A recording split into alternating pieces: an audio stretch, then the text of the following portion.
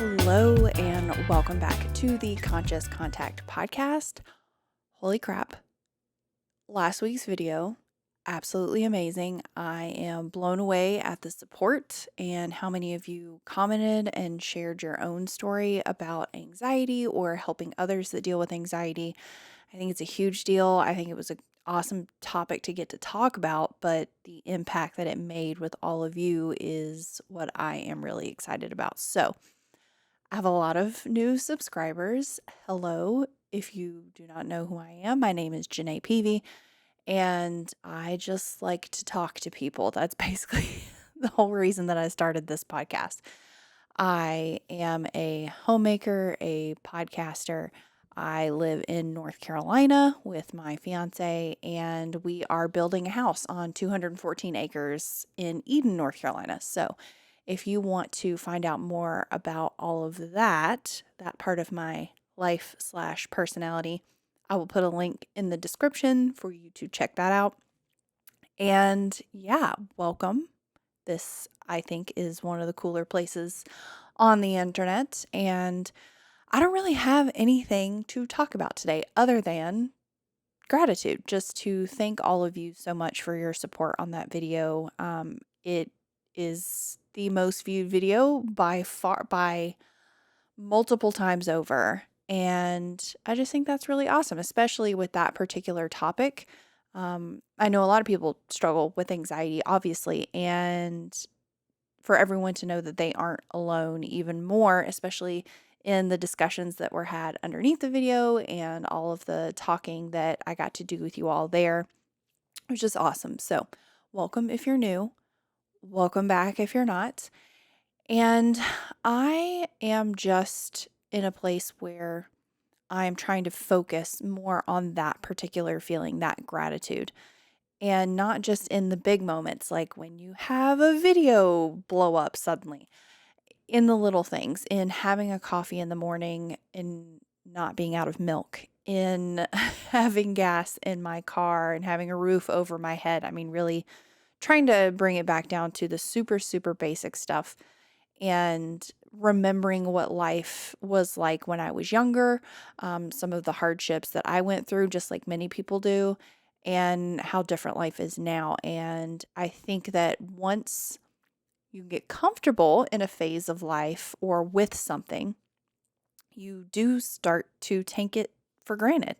And it stops being something that, I'll speak for myself, stops being something that I'm grateful for necessarily. And I just come to assume that that's how it's always going to be, or I feel like I deserve it, or that it's always going to be there. And I think that that steals the joy out of life. I think that the more that I can be grateful for everything around me, the happier that I am, and the less that I'm focusing on whatever issue that I'm currently going through, which is probably not that big of a deal in the grand scheme of things. I think gratitude keeps me grounded in that way as well. All of the big stuff stops being so big if I can remember that, I have a place to sleep tonight. I have, an amazing life. I have food in the fridge. I have an amazing support system. I have an awesome family. Like, if I stop to take stock of that, whatever problem that I'm having is going to be very small by comparison. And that doesn't mean that big things don't happen. I don't want to minimize that either, because I do go through, kind of like large upheavals in life, mostly emotional now. And it's a time where if I wasn't grateful for what I had, or if I hadn't been working on gratitude, I think it would affect me a whole lot more than it does when the big things happen. And I suffered with night terrors as a child, so like lucid dreaming, sleep paralysis, whatever combo of those you want to call night terrors. I had all of that, and just extremely vivid dreams in general and nightmares, yada yada yada. It's been much more sporadic as an adult, and it's been even less frequent in probably the past 6 years. And a couple of nights ago, I had a really bad night terror and some intense nightmares and sleep paralysis. And it felt like I was backsliding. I mean, obviously there's nothing I can do to control it. It's nothing that I did caused it. I know all of those things, but it is very defeating feeling because it makes me worry, oh, well, am I going to have this happen again when I go to sleep tonight? And being afraid to go to sleep is not fun. If you've not struggled with it, let me just tell you that it's not great. And if I didn't have the skill set to be able to step back and be like, it's going to be okay, like new coping mechanisms that I've developed. It doesn't mean that I was happy about it. It doesn't mean that that fear was gone before I went to sleep the night after, but I did feel comfort knowing that I've gotten through worse and I will get through worse.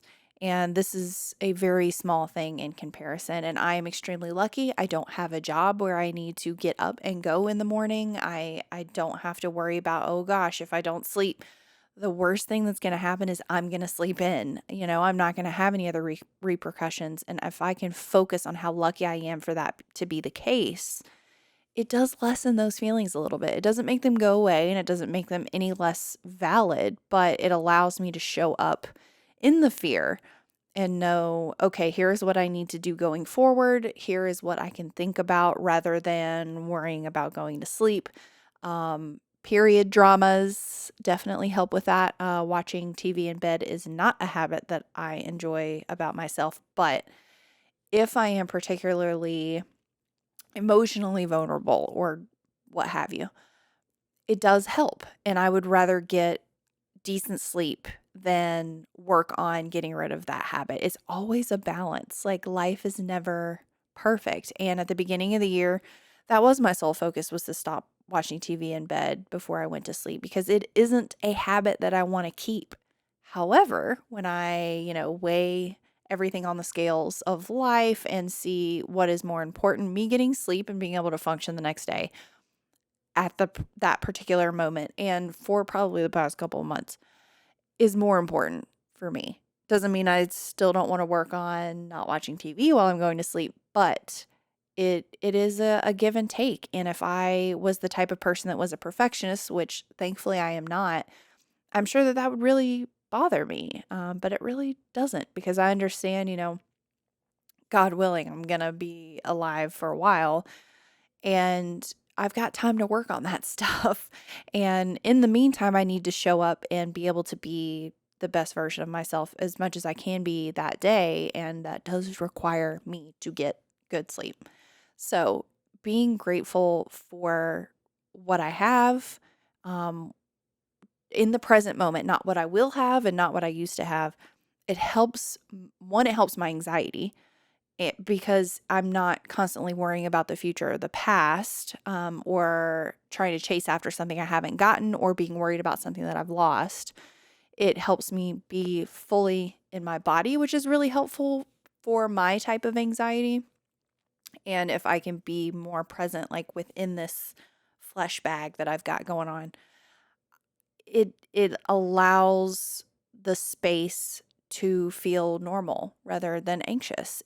It lets me chill out and not necessarily get rid of that anxiety, but put it to the side and be able to focus on other emotions because there are a lot of other emotions other than anxiety.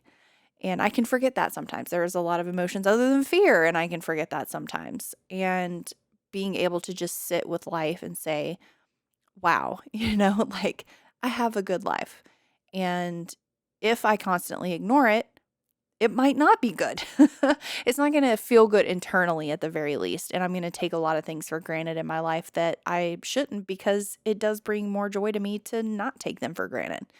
So that's all my ramble for this episode. It really is just I wanted to come on and just talk to everybody that's new and everybody that commented on that video that has been supporting me the entire time. Like, I do recognize your usernames and I am so stoked every time that I see people return because it means there's something of value there. And I can feel like there's something of value in these talks all I want. But unless you all see it too, then it isn't necessarily real. So thank you for tuning in. Thank you for listening. Thank you for watching and supporting little me. And I'm just stoked that we get to have this community on the internet of all the good things. So thanks for coming back or coming for the first time, and I'll see you in the next one.